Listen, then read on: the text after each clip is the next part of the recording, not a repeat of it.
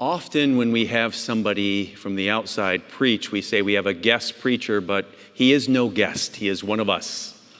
In the 1980s, a bright-eyed boy from Savannah, Georgia, came to the big city to make it as an actor in theater, and he did. But then God had other plans for him, and he became ordained as a minister of the Word and Sacrament. And from 1989 to 1991, he served here at Marble and was a consultant or advisor to the arts ministry. And for the last 33 years, he's been senior minister of Asbury Memorial Church in Savannah, Georgia. So will you join me in welcoming home the Reverend Billy Hester?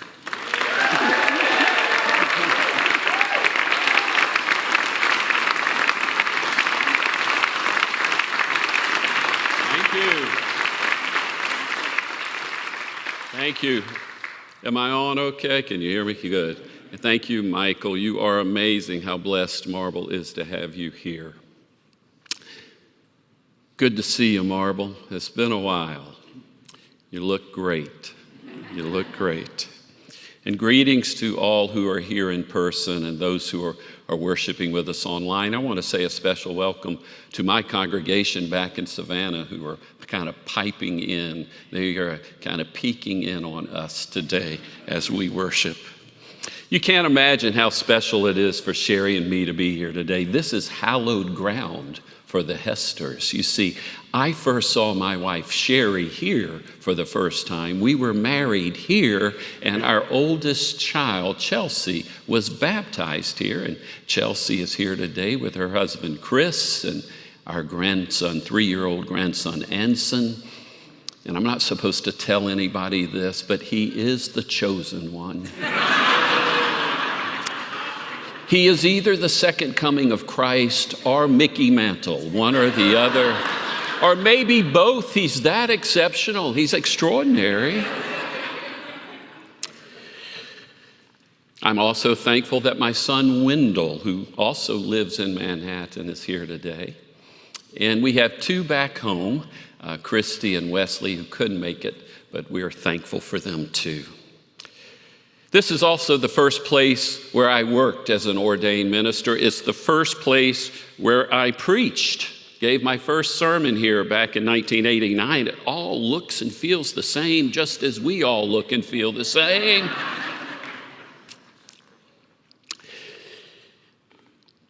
I had a lot more hair back then, by the way. My sister Wendy was also on staff here. She formed the first children's choir here at Marble. And she also met and saw her husband here, and they got married here. I officiated it on an Easter Sunday. I do not know how we got away with that. No one get any ideas of doing that. That'll be hard for our pastors here. But Pat and Wendy are here. I moved to the city in 1981 into a tiny apartment at 43 East 29th Street, just right down the block over there. And so I moseyed around in this neighborhood and saw the name Norman Vincent Peale and said, I kind of heard of that guy, the power of positive thinking. Let me try this church. I was here for 10 years. I would come to the early service to hear Dr. Arthur Caliandro preach and then remain in the sanctuary to hear Dr. Peale preach. And that's just what a struggling young actor needed to start the week. 2 incredible sermons giving you encouragement and hope. And I'll never forget what they did for me. It's a shame. Most of you probably never got to hear Dr. Peale. He was a master at his craft. And since most of you haven't experienced it, let me just try to give you a little sample of what it was like. He liked to stand on this side over here, usually put his left hand here, and would say something like, "It fluttered awkwardly down out of the sky and stood dejectedly and disconsolately by the side of Highway 95 in South Florida. It was a great, big, bald American eagle, far off course. Its wings had been clipped, so said the Humane Society, but that it was lost and confused was obvious. Now the great creator of the universe meant that majestic bird to soar.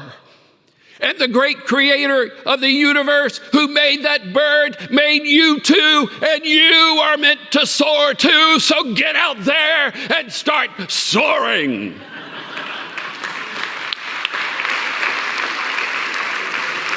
Now, I know what my members back home are thinking right now. They're thinking, Billy, you need to pretend to be Dr. Peel every Sunday because his sermons are a lot better than yours. One of the first persons I met here at Marble was a man named David Shaw, and David was something else. You couldn't say no to David. He was a force, and he was an actor who had a vision for a prayer and support group here at the church. And he said, come on, guys, let's get this thing going. And he got it going. And we had a great time, and it's good to see some of those first leaders here today. The next year, that was 1981, the next year in 1982 was a rough year for me. My stepfather died in a tragic boating accident. He drowned. And he had just retired as a career FBI agent, had served in the FBI for 100 years, and he dies fishing. And I was upset about it. It made me mad, especially since my first father, my father, my mother's first husband, died when he was 35 of a heart attack. And I just went into a tailspin, and I was angry with God, wasn't sure there was a God anymore, and had lots of questions. And the people here at this church helped me a lot, the people at the Arts Fellowship. That same year, the fellowship had a special event. We wanted to try to get more people coming to the fellowship. We usually have about 20 people, but we had David, and I see Virgil Robertson here today. He was a leader of this, brought in professionals to tell actors and artists how you could get a good headshot, how you could find a good voice teacher, that kind of thing, how to find an agent. And it worked. Instead of our regular 20 people, we had about 70, 80 people, a lot of new faces, and one face really stuck out to me, a cute blonde-haired girl, and I wanted to meet her, but she looked to be way out of my league. And they actually had her picture pinned up on the bulletin board as to show people how to do it. I mean, this is a pro. And so I started chickening out. I chickened out. I said, I can't introduce myself. But if she comes back to the fellowship the next Monday, when we have a regular meeting with a smaller group, then I will introduce myself. And I couldn't wait till the next Monday. Every day, Monday couldn't come soon enough. I hope that girl's gonna be there. And finally, Monday came. I threw on my best cologne. I walked down the block to the church, walked back into Bay Hall for the Arts Fellowship, and she wasn't there. She wasn't there. There goes that. I did have something good happen that week. I happened to meet a wonderful character actress by the name of Mae Questel. Mae was the voice of Betty Boop in Olive Oil, and she was a wonderful person. And she said, Billy, I hear you don't have an agent, but I'll check and see if my agent will send you out on an audition. I said, thank you, Mae, that's nice, but I knew it wouldn't happen. But 2 days later, I get a call from her agent for an audition for the musical Pippin that was going to be performed at Theater by the Sea in Portsmouth, New Hampshire. He said they've already been to New York City once to cast the show, and they cast everybody except Pippin. They couldn't find a Pippin. Folks, there are over 5,000 Pippins in New York City. How they couldn't find one, I don't know. But they sent me to the audition, and lo and behold, I got the role. All right? I get the role. I call the agent up. I said, listen, I happen to have a car, and I know most actors in New York don't have a car, and I'm going to drive up to Portsmouth. Do you think one of them would, or some of them would like to ride up with me? He said, I have the name and number of the girl playing opposite you, and I'll give that to you, and you give her a call and see her. I called her. She said, sure, I'll ride up with you. And so I drive over the day comes, I drive over to West 56th Street to pick her up. I go up her building, knock on her door. She opens the door, and it's that girl I saw in Bay Hall at the Arts Fellowship. And that's when I started talking to God again.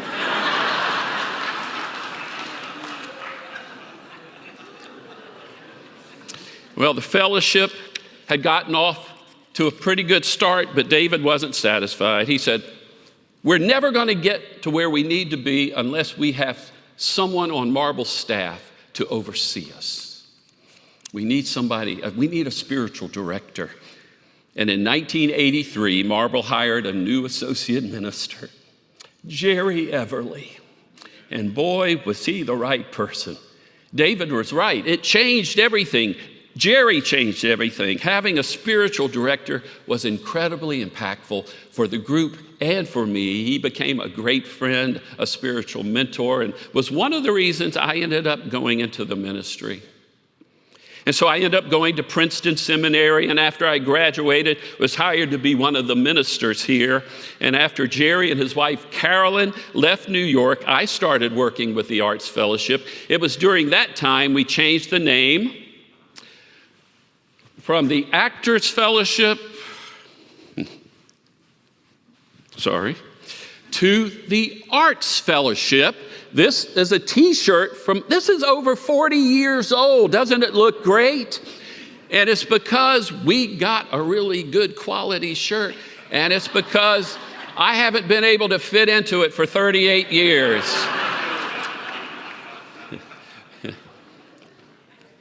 And after I left Marble, the great Mario Sprouse started working with the fellowship. For 35 years, he's been overseeing it. But what you need to know, Mario was actually a leader in the fellowship right when he started attending it 44 years ago. Would you please give a hand for Mario Sprouse?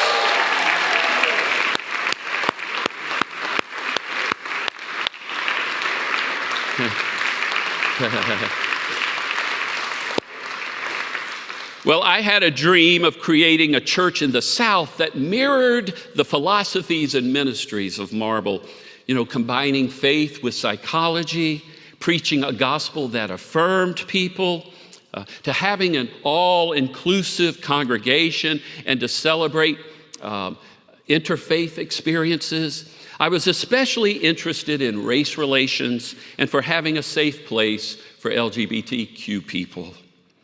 As a young person, you see, I was taught that homosexuality was an abomination. That's what the church taught us back then. My first real memory of hearing about homosexuality happened when I was about 12 years old. I lived in Midtown Savannah on 65th Street between two well-known streets there, Abercorn and Habersham. And there were a lot of boys my age there. We played sports together. We hung out all the time. And one day they came up to me and said, Billy, guess what? 2 men have moved into our block. 2 men. And they're from New York City. Well, we never saw them up close, always from a distance. We made sure to keep our distance, but we talked about them. And we made jokes about them, and we called them all kinds of names. Well, then I go off to college, and I'm a theater major, and I meet a number of gay people in my department, and one of them becomes my best friend, Ken Chappell, the most authentic, the most honest, the most caring human being I had ever met. And it made me start rethinking some of the things I had been told about gay people. Well, then I moved to New York City and come to Marble, and here I meet gay people that blow my mind. Gary Thompson and Stuart Cole. What amazing people. I was just trying to get my head fitted around 2 men committing themselves to be in a relationship with each other for so long, but here was Stuart White from Montana and Gary Black from Philly. I mean, love is amazing, isn't it?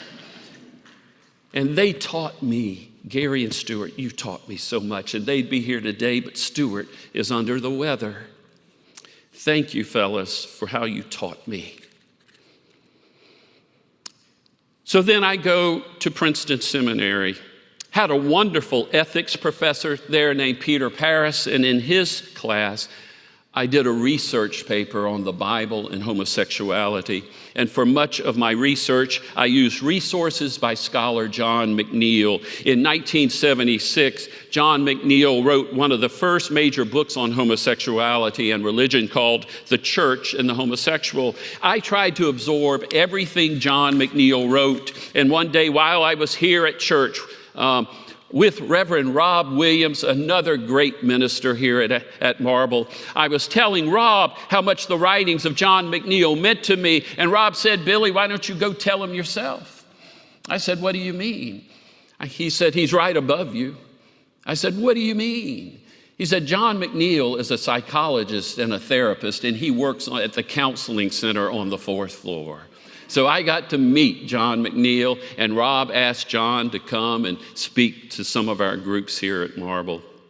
And so now it's time for Sherry and me and our daughter Chelsea to leave New York to go to the South Georgia Conference as a United Methodist minister.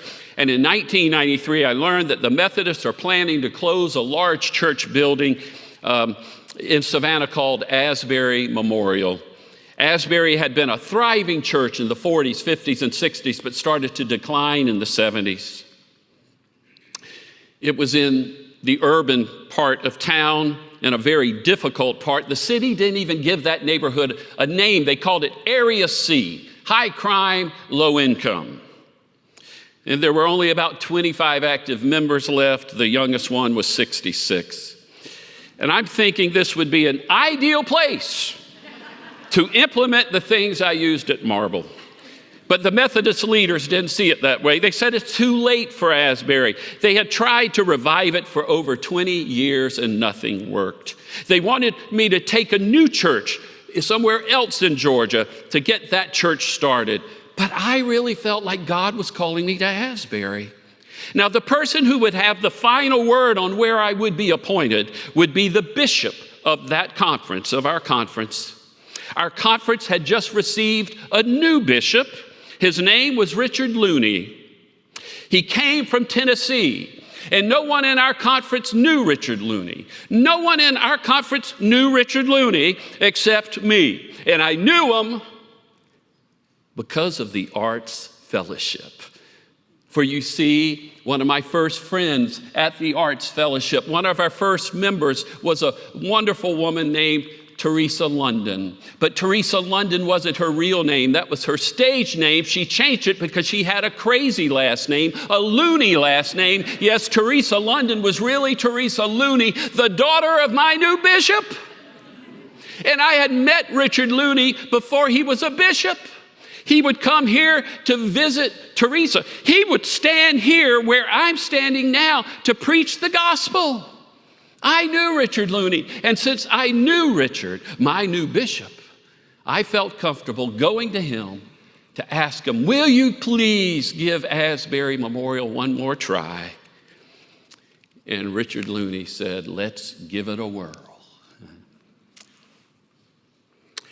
We lost Teresa about 3 months ago. I was hoping she was going to be here today. She died in her sleep unexpectedly. But I know she's here watching us, celebrating the Arts Fellowship along with David Shaw. So we now have this church in a really tough part of town, and I'm wondering, how in the world are we going to get people to even try it? And so Sherry and I start a community theater at the church because, you see, theater people will go anywhere to do theater, no matter how dangerous it is. Whatever the risk, whatever the cost, actors will be actors. They'll do it. So I direct our first show, which really well. I don't know anything about building sets or painting sets, but fortunately we had a nice young man named Nathan Heverin to help us. The only problem was that Nathan really loved what he did. He liked it so much, he went off and trained in it and then went on to New York, and he's had a career here doing theater tech. And so after our first show was over, we were left without a tech specialist for our sets and scenery. And then one Sunday, after the worship service, a man who looked to be in his 70s and as gay and as polished as one could be, came up to me and said with a voice that had smoked way too many cigarettes, "Hi, I am Dix Elliott, Dix, D-I-X. It's my first time here, but I felt my mother's presence, and I want this to be my home church. By the way, I used to be a fashion designer in New York, and I used to work on many sets and did much painting with scenery. If you need any help sometime, let me know." I said, "Dix, you have the job."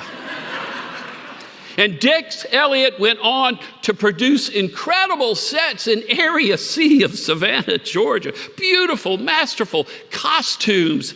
He was just amazing. And he and I became good friends. By the way, Dix Elliott was at Stonewall during the raids.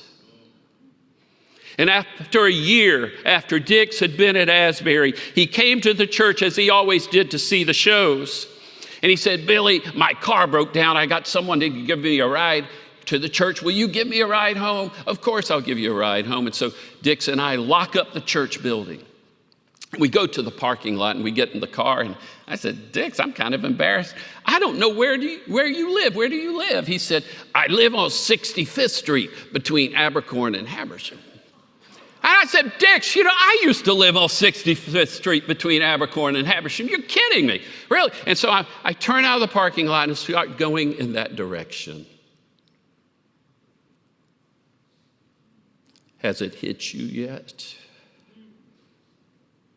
Every hair on my body started standing up because I realized the guy sitting beside me, the guy who became a close friend, the guy who helped me build up this church, is one of the gay men I used to make fun of when I was 12 years old.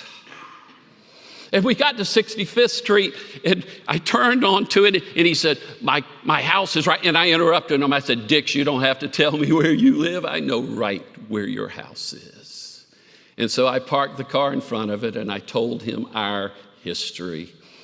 And we both gave thanks to God that God had taken our relationship and developed it into something beautiful. Thank you, Dix Elliott. We know you're with us here today.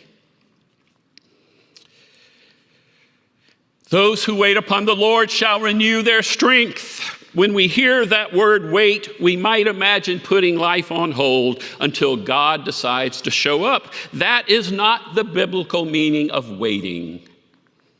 The Hebrew word suggests expectation. It suggests attentiveness, looking for something, living with your spiritual antennas up. Isaiah is not describing people sitting on a porch staring off into space.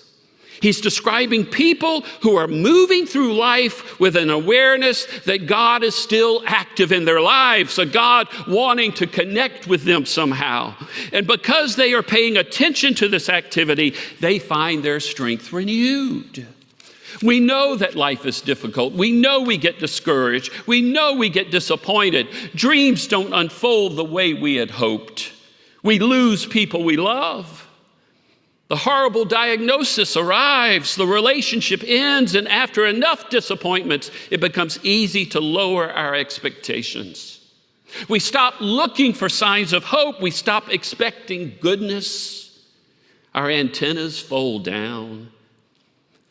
But Isaiah says those who wait, that is, those who remain expectant, find renewed strength. Not because life becomes easier. No, because they begin noticing God everywhere. You have an experience where a friend calls you at exactly the moment you needed encouragement. You randomly open a book and find the very words you needed to hear. You hear a song on the radio that speaks directly to your situation. You receive an unexpected kindness on a very difficult day. And something inside of you whispers, there is more going on here than chance. I'm not suggesting that every coincidence is a miracle, but I'm saying that people who live with spiritual attentiveness often experience life differently. They notice connections. They recognize grace. They realize that God is not missing. God is already here. Not only is God already here, they recognize that God has been here all along. Years after my stepfather, Jack Bird, died, years after I had that crisis in faith, years after I leaned upon the people of this church and the people of the Arts Fellowship, where they helped me, I found these while cleaning out my mother's house. And I have a whole nother stack of them at home. Jack, my stepfather, had been a Sunday school teacher, and these were among his precious resources for teaching. I didn't know what they were until I saw a picture on the front of every single one of them of Marble Collegiate Church. These are sermons of Norman Vincent Peale from the 1950s and 60s. There are over 200 of them. I had not known that my stepfather had been such a Norman Vincent Peale and Marble Collegiate Church fan. We don't understand the mysteries of God, but we can recognize them. We can celebrate them. We can use them to lift us up so we can soar like eagles. God is with you and will always be with you. So get out there and start soaring. Amen and amen.